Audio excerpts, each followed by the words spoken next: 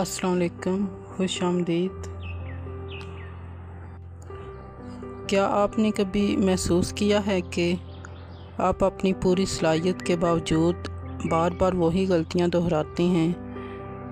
आप कामयाबी चाहते हैं लेकिन ऐन वक्त पर खौफ, ओवर थिंकिंग या खुद पर शक आपको रोक देता है। अगर ऐसा है तो हो सकता है कि आपकी ज़िंदगी का सबसे बड़ा दुश्मन बाहर नहीं बल्कि आपके अंदर मौजूद हो। आज की इस तफसीली उर्दू बुक समरी में हम द माउंटेन इज़ यू की गहरी और अमली तालीमात को आसान ज़ुबान में समझेंगे। हम सिर्फ़ किताब का खुलासा नहीं करेंगे बल्कि हर चैप्टर को तफसील से जानेंगे, हर मौजू के पीछे मौजूद असल तस्वुर को समझेंगे, हकीकी ज़िंदगी की मिसालों के ज़रिए देखेंगे कि ये असूल हमारी रोज़मर्रा ज़िंदगी में कैसे काम करते हैं।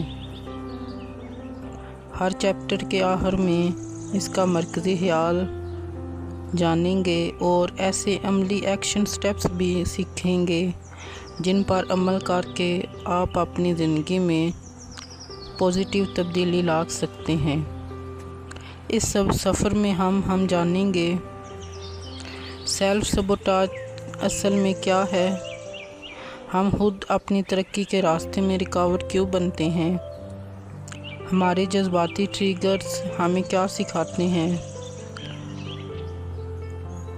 इमोशनल इंटेलिजेंस हमारी ज़िंदगी कैसे बदल रही है और कैसे बदल सकती है, माजी के ज़ख्मों से आज़ाद होकर नई शुरुआत कैसे की जा सकती है, नई शनाख्त कैसे बनाई जाए और आखिर में सेल्फ सबोटेज से निकलकर सेल्फ मास्टरी तक कैसे पहुंचा जाए। अगर आप अपनी सोच, आदतों और ज़िंदगी को वाकई बदलना चाहते हैं तो इस वीडियो को आखिर तक ज़रूर देखें, क्योंकि मुमकिन है इस किताब का सफ़र और इस किताब का सिर्फ़ एक ख्याल भी आपकी ज़िंदगी का रुख हमेशा के लिए बदल दे। तो आइए बगैर किसी ताख़ीर के शुरू करते हैं द माउंटेन इज़ यू कि ये शानदार और ज़िंदगी बदल देने वाली book summary. Chapter number 1, the mountain is you. आपकी ज़िंदगी का सबसे बड़ा पहाड़ आप खुद हैं। हम में से अक्सर लोग ये समझते हैं कि हमारी नाकामी की वजह हालात, किस्मत, दूसरे लोग या वसाइल की कमी है, लेकिन इस किताब का पहला और सबसे अहम पैगाम ये है कि अक्सर हमारी सबसे बड़ी रुकावट हमारे अपने अंदर मौजूद होती है। मुसन्निफ़ा बताती हैं कि पहाड़ कोई हकीकी पहाड़ नहीं बल्कि वो अंदरूनी रुकावटें हैं जो हमें अपनी बेहतरीन ज़िंदगी जीने से रोकती हैं। ये रुकावटें खौफ, खुद पर शक, पुरानी यादें, मनफी अकायद और ख़ुद को नुकसान पहुंचाने वाली आदतों की शक्ल में ज़ाहिर होते हैं। मिसाल के तौर पर इम्तिहान का खौफ। एक तालिब इल्म पूरा साल मेहनत करता है लेकिन इम्तिहान के दिन इसके जहन में यह ख्याल आता है कि मैं ज़रूर फ़ेल हो जाऊंगा। खौफ की वजह से वो घबरा जाता है, सवालात सही होने के बावजूद गलतियां करता है और नतीजा तवक्को से ख़राब आता है। इसकी असल रुकावट इम्तिहान नहीं बल्कि इसका अपना खौफ था। इसी तरह हम देखते हैं मिसाल नंबर 2, कारोबार शुरू ना करना। एक नौजवान के पास अच्छा कारोबारी आइडिया है मगर वो बार बार सोचता है अगर मैं नाकाम हो गया तो लोग क्या कहेंगे, मेरे पास अभी काफ़ी तजर्बा नहीं। वो सालों तक मंसूबा बनाता रहता है लेकिन कभी आगाज़ ही नहीं करता। यहाँ भी रुकावट सरमाया नहीं बल्कि इसके जहन में मौजूद खौफ है। इसी तरह हम देखते हैं कि कुछ लोग हर नए रिश्ते में यही सोच कर दाखिल होते हैं कि आखिरकार इन्हें छोड़ दिया जाएगा। ये डर इन्हें गैर ज़रूरी शक غصے یا فاصلے کی طرف لے جاتا ہے، اور آخرکار وہی نتیجہ سامنے آتا ہے جس سے وہ ڈرتے ہیں۔ پہاڑ کیوں ضروری ہے؟ مصنف کے مطابق ہر انسان کی زندگی میں ایک پہاڑ ہوتا ہے۔ یہ سزا نہیں بلکہ ایک موقع ہے۔ جب ہم اس کا سامنا کرتے ہیں تو ہم زیادہ مضبوط، سمجھدار اور پر اعتماد انسان بن جاتے ہیں۔ اصل مسئلہ ہے کیا؟ اکثر ہم اپنی توانائی دوسروں کو بدلنے میں لگا دیتے ہیں، جبکہ اصل تبدیلی اپنے اندر لانے کی ضرورت ہے۔ جب ہماری سوچ بدلتی ہے تو ہمارے فیصلے بدلتے ہیں، عادتیں بدلتی ہیں اور آہستہ آہستہ پوری زندگی بدلنے لگتی ہے۔ دوستو، اب چلتے ہیں اس چیپٹر کے اہم اسباق کی طرف۔ آپ کی سب سے بڑی رکاوٹ اکثر آپ کے اندر ہوتی ہے، اور خوف کو نظر انداز کرنے کے بجائے اسے سمجھنا ضروری ہے۔ ہر مشکل آپ کو کچھ سکھانے آتی ہے، اور اسی طرح اندرونی تبدیلی کے بغیر بیرونی کامیابی دیر پا نہیں ہوتی۔ تو خود کو جاننا خود کو بدلنے کا پہلا قدم ہے۔ اب دیکھتے ہیں اس کے کچھ عملی اقدامات، ایکشن سٹیپس۔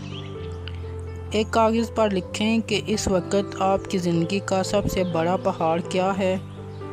اپنے آپ سے پوچھیں، کیا یہ رکاوٹ واقعی باہر ہے یا میرے اندر موجود کسی خوف یا یقین کی وجہ سے ہے؟ اس مسئلے کے حل کے لیے آج ہی ایک چھوٹا سا عملی قدم اٹھائیں، چاہے وہ کتنا ہی معمولی کیوں نہ ہو۔ تو اس چیپٹر کا جو مین خلاصہ اور مرکزی پیغام یہ ہے کہ زندگی کی سب سے بڑی جنگ باہر کی دنیا سے نہیں، بلکہ اپنے اندر کے خوف، شک اور محدود سوچ سے ہوتی ہے۔ جب ہم اپنے اندر موجود پہاڑ کو پہچان لیتے ہیں اور اس پر کام کرنا شروع کر دیتے ہیں تو وہی رکاوٹ ہماری سب سے بڑی طاقت بن جاتی ہے۔ تو اب چلتے ہیں چیپٹر نمبر 2، دیر از نو سچ تھنگ ایز سیلف سبوٹیج۔ حقیقت میں سیلف سبوٹیج کیا ہے؟ اس چیپٹر میں ایک حیران کن بات کرتے ہیں مصنفہ کہ سیلف سبوٹیج نام کی کوئی مستقل شخصیت نہیں ہوتی، یعنی کوئی انسان جان بوجھ کر اپنی زندگی خراب نہیں کرنا چاہتا۔ جب بھی ہم اپنے مقصد کے خلاف کوئی کام کرتے ہیں، اس کے پیچھے کوئی نہ کوئی اندرونی ضرورت، خوف یا غیر شعوری یقین، سب کانشیس بلیو موجود ہوتا ہے۔ مثال کے طور پر، اگر کوئی شخص وزن کم کرنا چاہتا ہے لیکن ہر چند دن بعد جنک فوڈ کھا لیتا ہے، تو مسئلہ صرف اس کی ول پاور نہیں، ممکن ہے کھانا اس کے لیے ذہنی دباؤ سے بچنے کا ایک طریقہ بن چکا ہو۔ جب تک اصل وجہ کو نہیں سمجھا جائے گا، عادت تبدیل کرنا بہت مشکل ہوگا۔ سیلف سبوٹیج کیسے شروع ہوتا ہے؟ مصنفہ کے مطابق سیلف سبوٹیج اس وقت پیدا ہوتا ہے جب ہماری خواہشات اور ہمارے اندرونی عقائد ایک دوسرے سے ٹکرا رہے ہوں۔ ہم تبدیلی تو چاہتے ہیں مگر اس کے نتائج سے ڈرتے ہیں۔ ہمارا لاشعوری ذہن ہمیں محفوظ رکھنے کی کوشش کر رہا ہے۔ دماغ ہمیشہ وہی چیز پسند کرتا ہے جس کی اسے عادت ہو، چاہے وہ نقصان دہ ہی کیوں نہ ہو۔ اسی لیے تبدیلی اکثر مشکل محسوس ہوتی ہے۔ مثال کے طور پر، احمد کئی سال سے ایسی نوکری کر رہا ہے جہاں اسے خوشی نہیں ملتی۔ اسے ایک بہترین کمپنی سے آفر ملتی ہے مگر وہ درخواست ہی واپس لیتا ہے۔ ظاہر ہے کہ وہ کامیابی چاہتا تھا، لیکن اندر سے اسے ڈر تھا کہ اگر نئی نوکری میں ناکام ہو گیا تو، اگر لوگ مجھے قابل نہ سمجھیں، اگر میں پرانی نوکری بھی کھو بیٹھا۔ اس نے اپنی ترقی خود روک دی، مگر اصل وجہ خوف تھا، سستی نہیں۔ اسی طرح دیکھتے ہیں کہ ایک لڑکی کو ایک اچھا شریک حیات ملتا ہے، لیکن وہ ہر چھوٹی بات پر جھگڑا شروع کر دیتی ہے۔ وجہ کیا ہے؟ بچپن میں اس نے دیکھا تھا کہ ہر رشتہ آخر ٹوٹ جاتا ہے، اس لیے اس کے ذہن نے یہ حقیقت یقین بنا لیا کہ محبت زیادہ دیر نہیں رہتی۔ اسی خوف کی وجہ سے وہ غیر شعوری طور پر وہی حالات پیدا کر دیتی ہے جن سے وہ بچنا چاہتی تھی۔ اسی طرح دیکھتے ہیں کہ ایک طالب علم جانتا ہے کہ امتحان قریب ہے، لیکن وہ بار بار موبائل استعمال کرتا ہے، ویڈیوز دیکھتا ہے اور کہتا ہے کل سے پڑھوں گا۔ اصل مسئلہ وقت کی کمی نہیں، بلکہ امتحان میں ناکامی کا خوف ہے۔ اگر وہ پوری محنت کرے اور پھر بھی کامیاب نہ ہو تو اس خوف سے بچنے کے لیے دماغ اسے مصروف رکھتا ہے تاکہ ناکامی کا بہانہ موجود رہے۔ ہماری عادتیں کیوں نہیں بدلتی؟ مصنفہ سمجھاتی ہیں کہ ہر عادت کسی نہ کسی جذباتی ضرورت کو پورا کرتی ہے۔ اگر کوئی شخص ہر وقت دوسروں کو خوش کرنے کی کوشش کرتا رہتا ہے، ہر بات پر معذرت کرتا ہے، اپنی رائے نہیں دیتا، تو ممکن ہے بچپن میں سے صرف اسی وقت محبت ملی ہو جب وہ دوسروں کو خوش رکھتا تھا۔ اس لیے عادت بدلنے سے پہلے اس جذباتی ضرورت کو سمجھنا ضروری ہے۔ تبدیلی کی شروعات کہاں سے ہوتی ہے؟ مصنفہ کہتی ہیں کہ خود کو برا انسان سمجھنے کے بجائے اپنے آپ سے یہ سوال کریں، میں یہ رویہ اختیار کر کے کون سی اندرونی ضرورت پوری کر رہا ہوں؟ یہ سوال آپ کو مسئلے کی جڑ تک پہنچا سکتا ہے۔ اب چلتے ہیں اس کی کچھ عملی مثال کی طرف۔ فرض کریں ایک شخص ہر مہینے اچھی آمدنی کماتا ہے، مگر مہینے کے آخر تک اس کے پاس کچھ بھی نہیں بچتا۔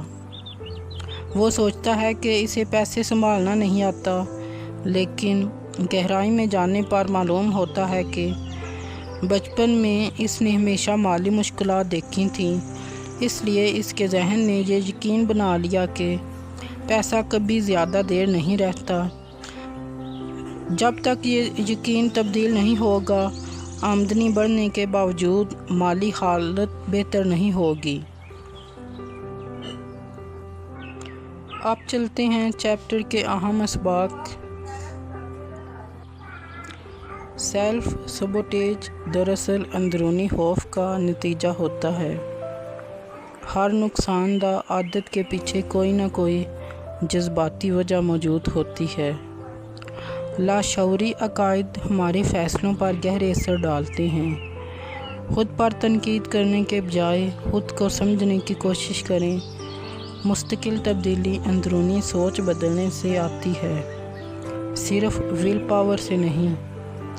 اب دیکھتے ہیں کچھ عملی اقدامات، ایکشن سٹیپس۔ اپنی ایک ایسی عادت لکھیں جو آپ کی ترقی میں رکاوٹ بنتی ہے۔ خود سے پوچھیں، یہ عادت مجھے وقتی طور پر کیا فائدہ دے رہی ہے؟ اس فائدے کو حاصل کرنے کا ایک صحت مند متبادل طریقہ تلاش کریں۔ آج سے ایک چھوٹا سا قدم اٹھائیں جو آپ کو اس عادت سے دور لے جائے۔ چیپٹر 2 کا اہم پیغام یہ ہے کہ انسان جان بوجھ کر اپنی زندگی خراب نہیں کرتا۔ جب ہم اپنی اندرونی ضروریات، خوف اور لاشعوری عقائد کو سمجھ لیتے ہیں تو سیلف سبوٹیج آہستہ آہستہ ختم ہونے لگتا ہے اور اس کی جگہ خود آگاہی اور مثبت تبدیلی آ جاتی ہے۔ اب ہم چلتے ہیں chapter number 3۔ Your triggers are the guides to your freedom. آپ کے جذباتی ٹریگرز ہی آپ کی آزادی کا راستہ ہیں۔ اس چیپٹر میں مصنفہ ایک بہت اہم حقیقت بیان کرتی ہیں، جو چیز آپ کو سب سے زیادہ جذباتی طور پر متاثر کرتی ہے، وہی آپ کے اندر موجود کسی نامکمل ذہن یا محدود یقین کی طرف اشارہ کرتی ہے۔ دوسرے الفاظ میں، لوگ آپ کو تکلیف نہیں دیتے، بلکہ ان کا رویہ آپ کے اندر پہلے سے موجود درد کو جگا دیتا ہے۔ اگر ہم اپنے ٹریگرز کو صرف دوسروں کی غلطی سمجھتے رہے تو ہم بار بار وہی تکلیف محسوس کریں گے، لیکن اگر ہم انہیں ایک پیغام سمجھیں تو یہی ٹریگرز ہماری شخصیت کی سب سے بڑی تبدیلی کا ذریعہ بن سکتے ہیں۔ ٹریگرز ہوتے کیا ہیں؟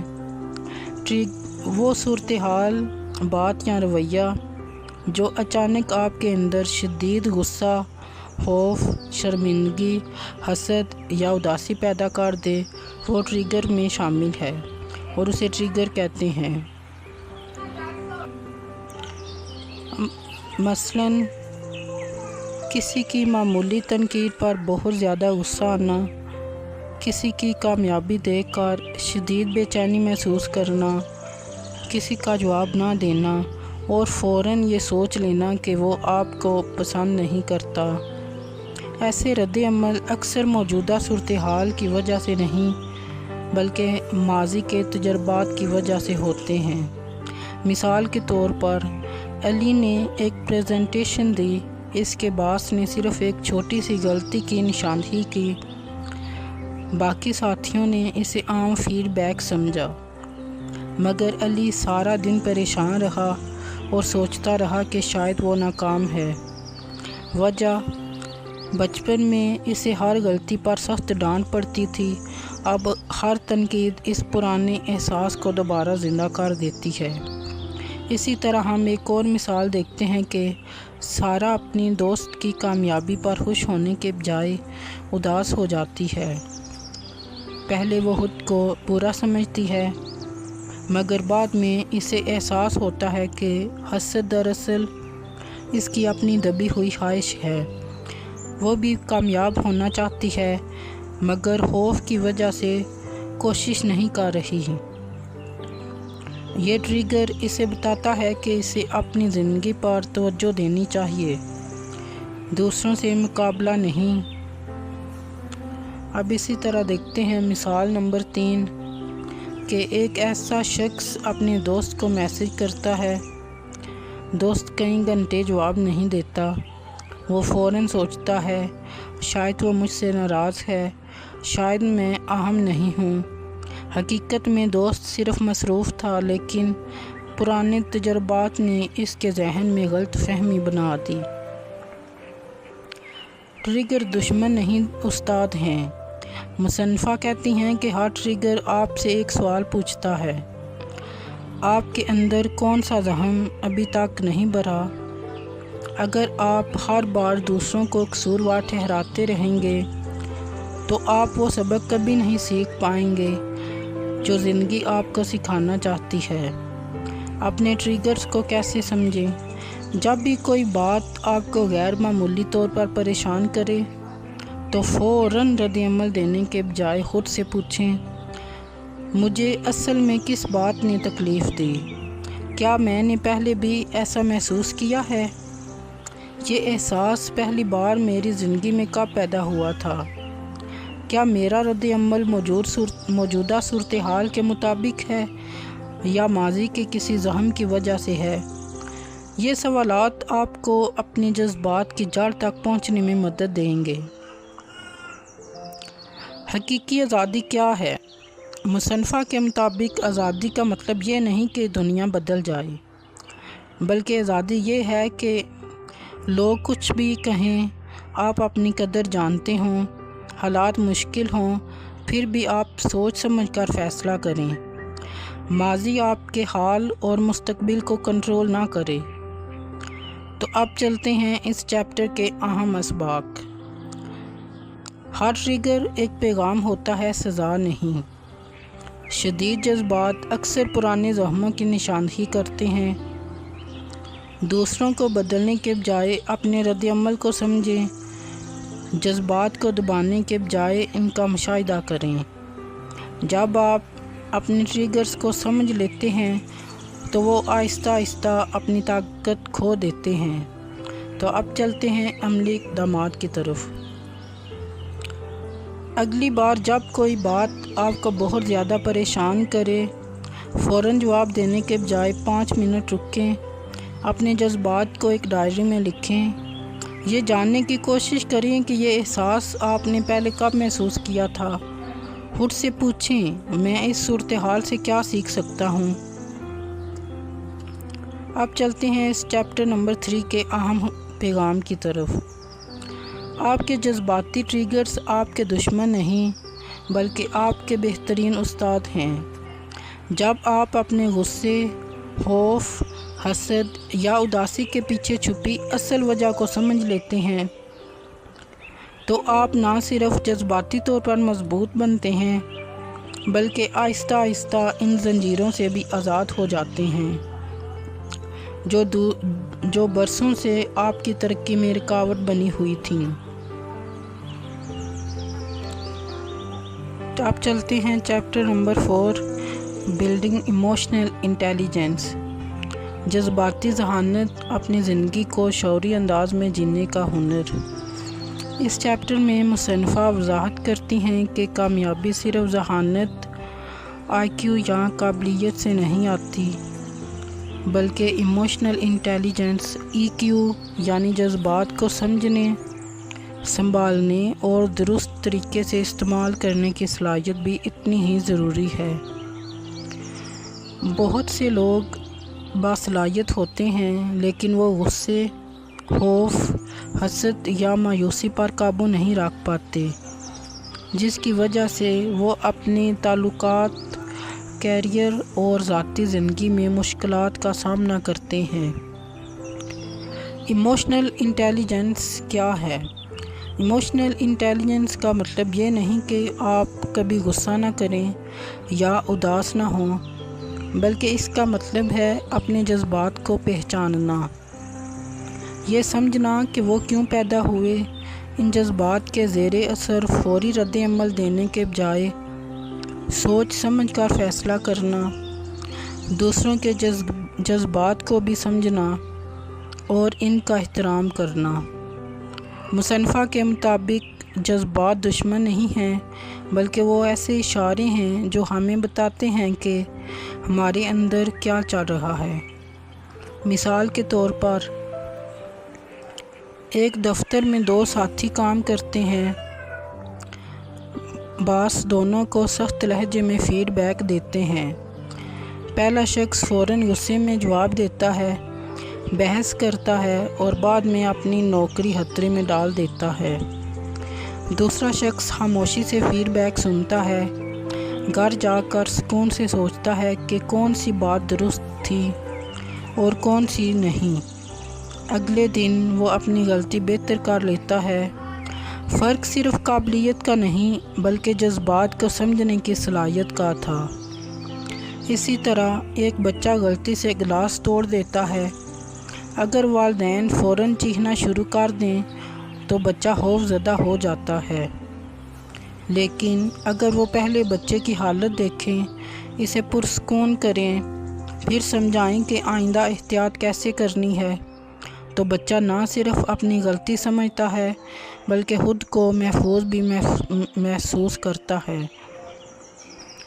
یہ ایموشنل انٹیلیجنس کی ایک بہترین مثال ہے۔ ایک نوجوان اپنی پوسٹ پر کم لائکس دیکھ کر پریشان ہو جاتا ہے۔ وہ سوچنے لگتا ہے کہ شاید لوگ اسے پسند نہیں کرتے۔ اگر وہ جذبات کے ساتھ بہہ جائے تو اس کا اعتماد کم ہو سکتا ہے، لیکن اگر وہ اپنے جذبات کو سمجھ کر یہ سوچے کہ میری قدر صرف سوشل میڈیا سے طے نہیں ہوتی، تو وہ ذہنی سکون برقرار رکھ سکتا ہے۔ جذبات کو دبانا یا سمجھنا۔ مصنفہ کہتی ہیں کہ بہت سے لوگ سمجھتے ہیں کہ مضبوط انسان وہ ہے جو اپنے جذبات چھپا لیتا ہے، لیکن حقیقت یہ ہے کہ دبائے ہوئے جذبات بعد میں زیادہ شدت سے واپس آتے ہیں۔ مثال کے طور پر مسلسل غصہ دبانے والا شخص ایک دن غیر معمولی بات پر پھٹ پڑتا ہے۔ بار بار دکھ کو نظر انداز کرنے والا انسان اندر ہی اندر ٹوٹنے لگتا ہے۔ اس لیے جذبات کو محسوس کرنا کمزوری نہیں بلکہ ذہنی صحت کی علامت ہے۔ جذباتی پختگی کیسے حاصل کریں؟ مصنفہ چند اہم اصول بیان کرتی ہیں۔ رد عمل دینے سے پہلے چند لمحے رکھیں۔ ہر احساس کو صحیح یا غلط قرار دینے کے بجائے پہلے اسے سمجھیں۔ دوسروں کی بات مکمل سنیں۔ اپنی خوشی اور سکون کی ذمہ داری دوسروں پر نہ ڈالیں۔ ہر مشکل صورتحال میں خود سے پوچھیں، میں یہاں سے کیا سیکھ سکتا ہوں؟ تو اب چلتے ہیں عملی مثال کی طرف کہ آپ کے کسی قریبی دوست نے آپ کو دعوت نہیں دی۔ فوری رد عمل یہ ہو سکتا ہے، اس نے مجھے جان بوجھ کر نظر انداز کیا۔ لیکن ایموشنل انٹیلیجنس آپ کو یہ سوچنے پر مجبور کرتی ہے، کیا میں پوری حقیقت جانتا ہوں؟ کیا کوئی اور وجہ بھی ہو سکتی ہے؟ بعد میں معلوم ہوتا ہے کہ دعوت محدود لوگوں کے لیے تھی اور آپ کی ساری پریشانی صرف ایک غلط اندازے کی وجہ سے تھی۔ اب چلتے ہیں اس چیپٹر کے اہم اسباق کی طرف۔ جذبات کو دبانے کے بجائے سمجھیں۔ ہر رد عمل سے پہلے رک کر سوچنے کی عادت ڈالیں۔ دوسروں کے رویے پر نہیں، اپنے رد عمل پر توجہ دیں۔ جذباتی پختگی وقت اور مشق سے پیدا ہوتی ہے۔ سکون تب آتا ہے جب آپ اپنے جذبات کے مالک بن جاتے ہیں، ان کے غلام نہیں۔ تو اب چلتے ہیں ایکشن سٹیپس کی طرف۔ اگلے 7 دن تک روزانہ ایک بار اپنے جذبات لکھیں۔ جب بھی غصہ یا اداسی محسوس ہو، فوراً جواب دینے کے بجائے کم از کم 10 گہری سانسیں لیں۔ ہر دن کے آخر میں خود سے پوچھیں، آج میں نے کس صورتحال میں جذباتی رد عمل دیا؟ اگر دوبارہ ایسا ہو تو میں زیادہ بہتر طریقے سے کیسے جواب دوں گا؟ تو چلتے ہیں چیپٹر نمبر 4 کے بنیادی پیغام کی طرف۔ جذبات پر قابو پانے کا مطلب انہیں دبانا نہیں بلکہ انہیں سمجھ کر شعوری انداز میں استعمال کرنا ہے۔ جب انسان اپنے احساسات کو پہچاننا، قبول کرنا اور ان کی بنیاد پر بہتر فیصلے کرنا سیکھ لیتا ہے تو وہ نہ صرف مضبوط تعلقات قائم کرتا ہے بلکہ زندگی کے مشکل ترین حالات میں بھی اپنے ذہنی سکون اور اعتماد کو برقرار رکھ سکتا ہے۔ چلتے ہیں chapter number 5 releasing the past. ماضی کو چھوڑے بغیر مستقبل نہیں بدلا جا سکتا۔ اس چیپٹر میں مصنفہ ایک نہایت گہرا نقطہ بیان کرتی ہیں۔ جب تک ہم ماضی کے دور، ماضی کے درد، پچھتاوے، خوف اور منفی یادوں کو اپنے ساتھ اٹھائے رکھتے ہیں، ہم حقیقت میں نئی زندگی شروع نہیں کر سکتے۔ ماضی صرف ایک یاد ہے، لیکن اگر ہم اسے بار بار ذہن میں دہراتے رہیں تو وہ ہمارے حال اور مستقبل دونوں پر اثر انداز ہوتا ہے۔ مصنفہ کے مطابق بہت سے لوگ سمجھتے ہیں کہ ان کا اصل مسئلہ موجودہ حالات ہیں، جبکہ حقیقت میں وہ ماضی کے تجربات کے مطابق زندگی گزار رہے ہوتے ہیں۔ ماضی ہمیں کیسے قید کر دیتا ہے؟ اگر کسی شخص کو بچپن میں بار بار یہ کہا گیا ہو، تم کچھ نہیں کر سکتے، تم دوسروں جتنے قابل نہیں ہو، تو بڑا ہونے کے بعد بھی وہ ہر نئے موقع پر خود کو کمزور سمجھے گا، چاہے حقیقت اس کے برعکس ہو۔ اس کا مطلب یہ ہے کہ ماضی ختم ہو چکا ہے، لیکن اس کے اثرات اب بھی زندہ ہیں۔ اب چلتے ہیں مثال کی طرف۔ ایک نوجوان نے کاروبار شروع کیا، لیکن پہلے بار نقصان ہو گیا۔ اس نے فیصلہ کر لیا کہ میں کاروبار کے قابل نہیں۔ 5 سال بعد بھی جب کوئی نیا موقع آتا ہے تو وہ قدم نہیں اٹھاتا، کیونکہ ایک پرانی ناکامی اس کے ہر فیصلے پر اثر ڈال رہی تھی۔ اصل مسئلہ موجودہ موقع نہیں بلکہ ماضی کی یاد ہے۔ اسی طرح ایک خاتون کا ایک رشتہ بری طرح ختم ہوا۔ کئی سال بعد جب کوئی اچھا انسان اس کی زندگی میں آتا ہے تو وہ ہر وقت شک کرتی ہے، فون چیک کرتی ہے اور معمولی بات پر خوفزدہ ہو جاتی ہے۔ وہ نئے شخص کے ساتھ نہیں بلکہ اپنے پرانے تجربے کے ساتھ زندگی گزار رہی ہوتی ہے۔ اسی طرح ایک بچے کو ہر وقت دوسروں سے موازنہ کیا جاتا تھا۔ بڑا ہونے کے بعد وہ دفتر میں بہترین کارکردگی دکھانے کے باوجود خود کو ناکام سمجھتا ہے۔ کیوں؟ کیونکہ اس کے ذہن میں اب بھی وہی پرانی آواز گونج رہی ہے، تم کافی اچھے نہیں ہو، معاف کرنا کیوں ضروری ہے۔ مصنفہ کہتی ہیں کہ معاف کرنے کا مطلب یہ نہیں کہ آپ کسی کی غلطی کو درست قرار دے رہے ہیں، بلکہ اس کا مطلب ہے کہ میں اب اس درد کو بھی اپنی باقی زندگی کنٹرول نہیں کرنے دوں گا۔ جب ہم نفرت، غصہ یا بدلے کے جذبات کو پکڑ کر رکھتے ہیں تو سب سے زیادہ نقصان ہمارا ہوتا ہے۔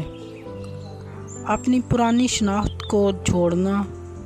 کئی لوگ اپنی شناخت ہی اپنے ماضی سے بنا لیتے ہیں۔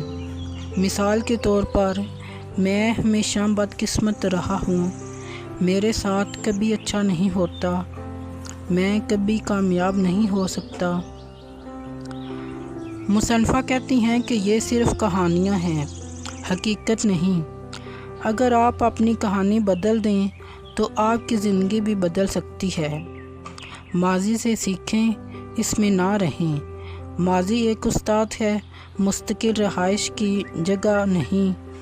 اگر آپ صرف اپنی پرانی غلطیوں پر افسوس کرتے رہیں گے تو آپ نئے مواقع نہیں دیکھ پائیں گے، لیکن اگر آپ ہر تجربے سے سبق سیکھ کر آگے بڑھیں گے تو وہی ماضی آپ کی طاقت بن جائے گا۔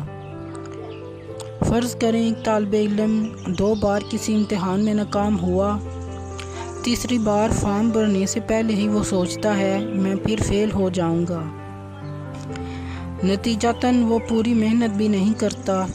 اگر وہ یہ سوچ بدل دے کہ پچھلی ناکامی میری پہچان نہیں بلکہ ایک سبق تھی، تو اس کی کارکردگی اور نتائج دونوں بدل سکتے ہیں۔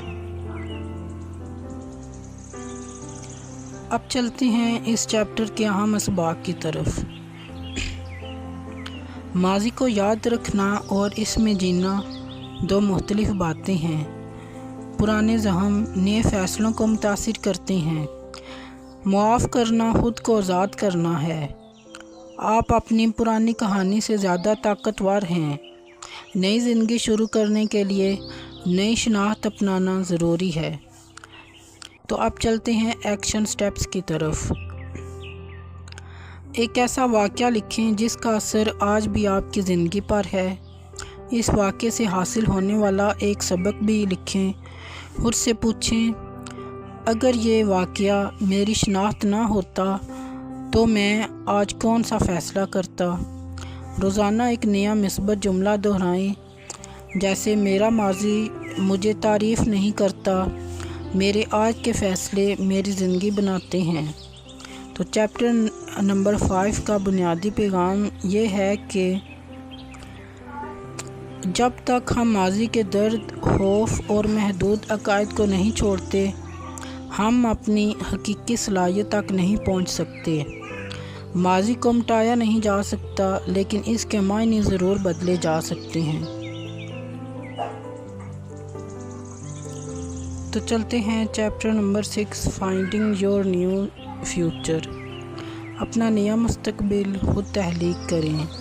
اس چیپٹر میں مصنفہ بتاتی ہیں کہ صرف ماضی کو چھوڑ دینا کافی نہیں، بلکہ اس کے بعد شعوری طور پر ایک نئی زندگی اور نئی شناخت آئیڈینٹیفائی بنانا بھی ضروری ہے۔ اگر انسان صرف پرانی عادتیں چھوڑ دے لیکن نئی عادتیں نہ اپنائے تو وہ اکثر دوبارہ وہیں واپس چلا جاتا ہے جہاں سے اس نے آغاز کیا تھا۔ مصنفہ کے مطابق مستقل اتفاق مستقبل اتفاق سے نہیں بنتا بلکہ روزانہ کے چھوٹے چھوٹے فیصلوں، عادتوں اور سوچ کے ذریعے تشکیل پاتا ہے۔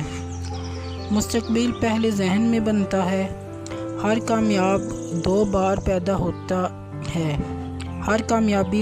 پیدا ہوتی ہے۔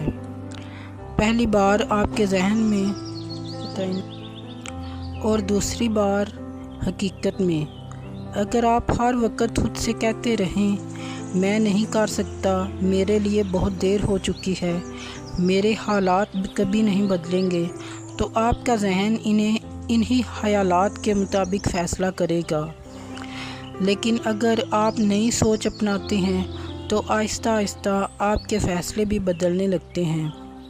مثال کے طور پر عمران کئی سال تک خود کو ناکام انسان سمجھتا رہا۔ ایک دن اس نے اپنی سوچ بدلنے کا فیصلہ کیا۔ اس نے خود سے کہنا شروع کیا، میں سیکھنے والا انسان ہوں، ناکام انسان نہیں۔ اس ایک تبدیلی نے اس کے فیصلوں کو بدل دیا۔ اس نے نئے کورسز کیے، مہارتیں حاصل کی اور چند سال بعد اپنا کاروبار شروع کر لیا۔ پہلے اس کی شناخت بدلی، پھر اس کی زندگی۔ اسی طرح ایک خاتون بار بار ڈائٹ شروع کرتی تھی لیکن چند دن بعد چھوڑ دیتی تھی کیونکہ اس کا مقصد صرف وزن کم کرنا تھا۔ پھر اس نے اپنی شناخت بدلی اور خود سے کہا، میں ایک صحت مند انسان ہوں، اس لیے صحت مند فیصلے کرتی ہوں۔ اب وہ صرف ڈائٹ نہیں کرتی بلکہ اپنی پوری لائف سٹائل بدلنے لگی۔ اسی طرح ایک شخص کی نوکری ختم ہوگی۔ پہلے وہ یہی سوچتا تھا میری زندگی ختم ہو گئی، پھر اس نے خود سے سوال کیا، شاید یہ میرے لیے نئی شروعات کا موقع ہے۔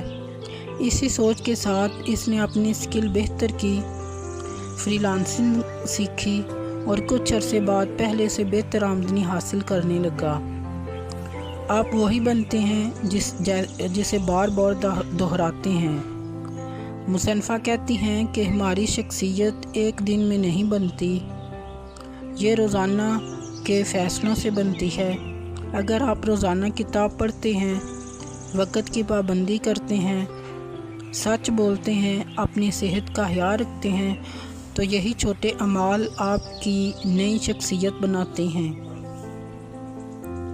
مستقبل کا انتظار نہیں، تعمیر کریں۔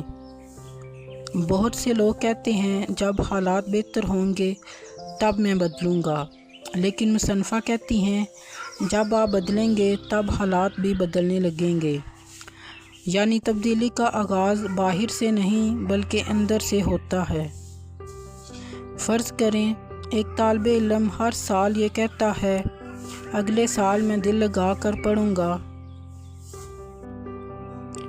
لیکن اس کی روزمرہ کی عادتیں نہیں بدلتی۔ دوسری طرف ایک طالب علم روزانہ صرف 30 منٹ مستقل پڑھنے کی عادت بنا لیتا ہے۔ ایک سال بعد دونوں کے نتائج میں واضح فرق نظر آتا ہے۔ وجہ صرف مستقل مزاجی تھی۔ اب چلتے ہیں اس کے اہم اسباب کی طرف۔ مستقبل روزانہ کے فیصلوں سے بنتا ہے۔ نئی زندگی کے لیے نئی شناخت ضروری ہے۔ چھوٹی مثبت عادتیں بڑے نتائج پیدا کرتی ہیں۔ تبدیلی کا آغاز اندر سے ہوتا ہے۔ اپنے مستقبل کا انتظار نہ کریں، اسے خود تعمیر کریں۔ اب چلتے ہیں ایکشن سٹیپس کی طرف۔ اپنے مستقبل کے بارے میں 3 واضح اہداف لکھیں۔ ہر ہدف کے لیے ایک روزانہ کی چھوٹی عادت منتخب کریں۔ روز خود سے ایک مثبت جملہ کہیں، جیسے میں ہر دن اپنی بہترین شخصیت بن رہا ہوں۔ ہفتے کے آخر میں جائزہ لیں کہ آپ نے اپنی نئی شناخت کے مطابق کتنے فیصلے کیے۔ اب چیپٹر نمبر 6 کا مرکزی پیغام دیکھتے ہیں کہ بہتر مستقبل قسمت سے نہیں بلکہ شعوری فیصلوں، نئی شناخت اور مستقل مثبت عادتوں سے بنتا ہے۔ جب آپ اپنے آپ کو ایک نئے انسان کے طور پر دیکھنا شروع کرتے ہیں اور روزانہ اسی سوچ کے مطابق عمل کرتے ہیں تو وقت کے ساتھ آپ کی زندگی بھی اسی سمت بدلنے لگتی ہے۔ یہی اصل خود تبدیلی، سیلف ٹرانسفارمیشن ہے جس پر پوری کتاب زور دیتی ہے۔ اب چلتے ہیں chapter number 7، from self sabotage to self mastery, خود کو نقصان پہنچانے سے خود پر مکمل مہارت تک کا سفر۔ یہ کتاب کا آخری اور سب سے اہم چیپٹر ہے۔ یہاں مصنفہ پوری کتاب کا نچوڑ پیش کرتی ہیں۔ وہ بتاتی ہیں کہ اصل کامیابی صرف یہ نہیں کہ آپ اپنی بری عادتیں چھوڑ دیں، بلکہ یہ ہے کہ آپ اپنی سوچ، جذبات اور فیصلوں کے مالک بن جائیں۔ یہی کیفیت سیلف ماسٹری کہلاتی ہے۔ پرفیکٹ کا مطلب کامل سیلف ماسٹری جاننا نہیں، بلکہ ہر دن اپنے گزشتہ کال سے بہتر انسان بننا ہے۔ سیلف ماسٹری کیا ہے؟ سیلف ماسٹری کا مطلب اپنے جذبات کو سمجھنا اور ان کے مطابق بہنے کے بجائے شعوری فیصلے کرنا ہے۔ اپنے خوف کے باوجود صحیح قدم اٹھانا، وقتی خوشی کے بجائے طویل مدتی فائدے کو ترجیح دینا، اپنے اصولوں کے مطابق زندگی گزارنا، نہ کہ صرف حالات کے مطابق۔ مصنفہ کہتی ہیں کہ جب انسان اپنے اندر نظم و ضبط، ڈسپلن پیدا کر لیتا ہے تو آہستہ آہستہ اپنی قسمت خود بنانا شروع کر دیتا ہے۔ مثال کے طور پر دو دوست ایک ہی مقصد رکھتے ہیں، اپنی زندگی بہتر بنانا۔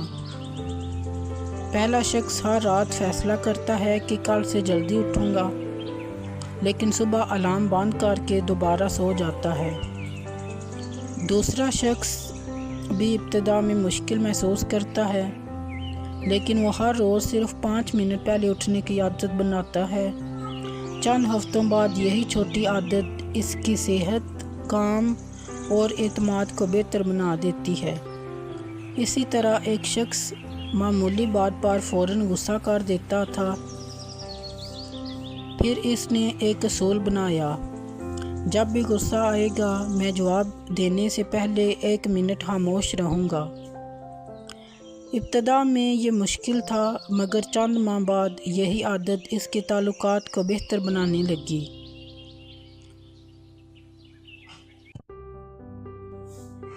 سیلف مسٹری کا آغاز ایسے ہی چھوٹے فیصلوں سے ہوتا ہے۔ اسی طرح ایک نوجوان ہر مہینے اپنی پوری تنخواہ خرچ کر دیتا تھا۔ بعد میں اس نے فیصلہ کیا کہ ہر آمدنی کا کم از کم 10% پہلے بچائے گا، پھر خرچ کرے گا۔ شروع میں رقم کم تھی، لیکن 1 سال بعد اس کے پاس اچھی خاصی بچت موجود تھی۔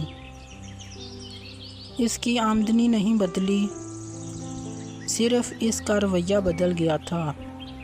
کامیاب لوگ مختلف کیوں ہوتے ہیں؟ مصنفہ کے مطابق کامیاب لوگوں میں ایک مشترکہ خوبی یہ ہوتی ہے، وہ صرف اس وقت عمل نہیں کرتے جب ان کا دل چاہے، بلکہ وہ اس وقت بھی صحیح کام کرتے ہیں جب ان کا دل نہ چاہے۔ یعنی وہ اپنے موڈ کے غلام نہیں ہوتے، بلکہ اپنے مقصد کے وفادار ہوتے ہیں۔ اپنی نئی شناخت کی حفاظت کریں۔ جب آپ بدلنا شروع کرتے ہیں تو کئی لوگ کہیں گے تم پہلے جیسے نہیں رہے، اتنی محنت کرنے کی کیا ضرورت ہے؟ مصنفہ کہتی ہیں کہ یہ فطری بات ہے۔ اگر آپ واقعی نئی زندگی چاہتے ہیں تو آپ کو اپنی نئی شناخت پر قائم رہنا ہوگا، چاہے دوسروں کو وہ عجیب ہی کیوں نہ لگے۔ چھوٹی عادتیں بڑی تبدیلی ایک دن میں حاصل نہیں ہوتی،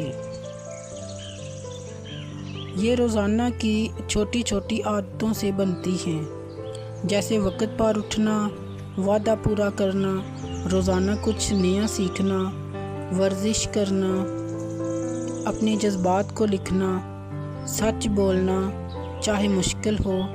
یہی چھوٹے اعمال وقت کے ساتھ آپ کی شخصیت کا حصہ بن جاتے ہیں۔ اپنی زندگی کی ذمہ داری قبول کریں۔ اس چیپٹر کا سب سے طاقتور پیغام یہ ہے کہ جب تک آپ اپنی زندگی کی مکمل ذمہ داری قبول نہیں کریں گے تب تک حقیقی آزادی حاصل نہیں کر سکیں گے۔ آپ اپنے ماضی کے ذمہ دار نہ بھی ہوں لیکن اپنے مستقبل کے ضرور ہیں۔ اب چلتے ہیں اس چیپٹر کے اہم اسباق کی طرف۔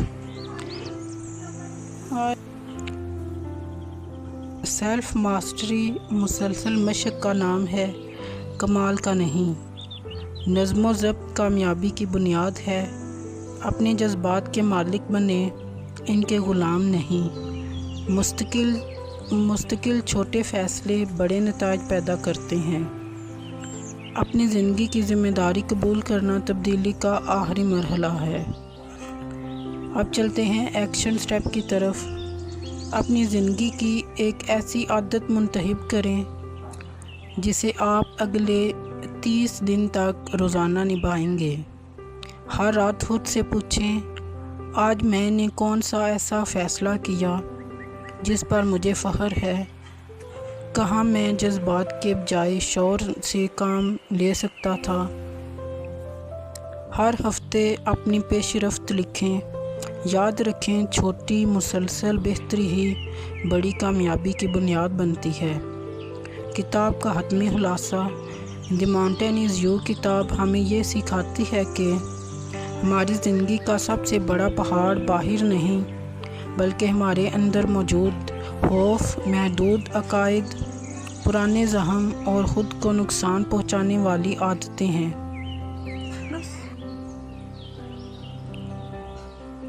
جب ہم ان رکاوٹوں کو پہچانتے ہیں، اپنے جذبات کو سمجھتے ہیں، ماضی سے سیکھ کر آگے بڑھتے ہیں، نئی شناخت بناتے ہیں اور روزانہ چھوٹے مثبت اقدامات کرتے ہیں تو ہم آہستہ آہستہ سیلف سبوٹیج سے نکل کر سیلف ماسٹری کی منزل تک پہنچ جاتے ہیں۔